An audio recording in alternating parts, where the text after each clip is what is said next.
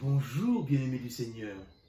Le mystère de la transfiguration éclaire la question la plus importante pour nous. La vie est-elle un sens? Beaucoup de réalités humaines ont un sens évident, comme l'amitié, l'amour, la justice, le droit et tant d'autres valeurs encore reconnues.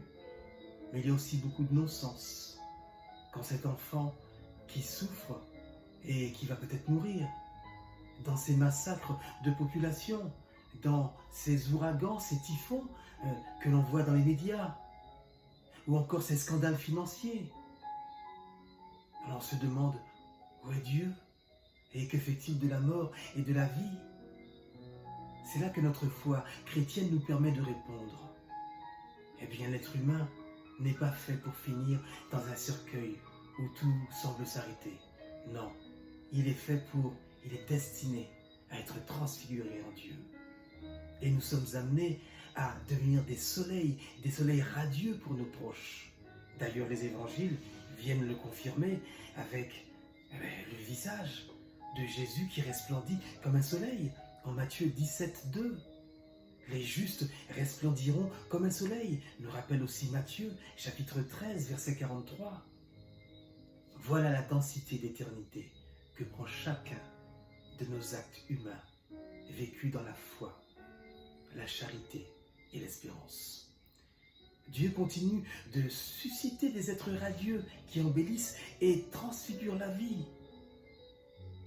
Il a donné aux hommes la mission de transfigurer ce monde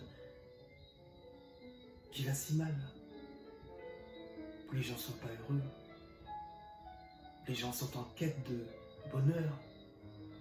Et les chrétiens n'ont pas le monopole, non, mais au nom même de leur foi en l'amour que Dieu leur a donné, ils doivent être capables de créer la lumière. N'avez-vous jamais entendu ce jour-là, tu as été une lumière pour moi? Des frères qui peuvent nous dire ça? Cela veut bien dire qu'il y avait la transfiguration dans l'air, non? La transfiguration, c'est comme une éclaircie après un temps couvert, un temps orageux, un temps de tempête. Elle ne supprime pas la nuit des soucis, des épreuves, non. Nous aurons toujours ces choses-là pour pouvoir nous accrocher.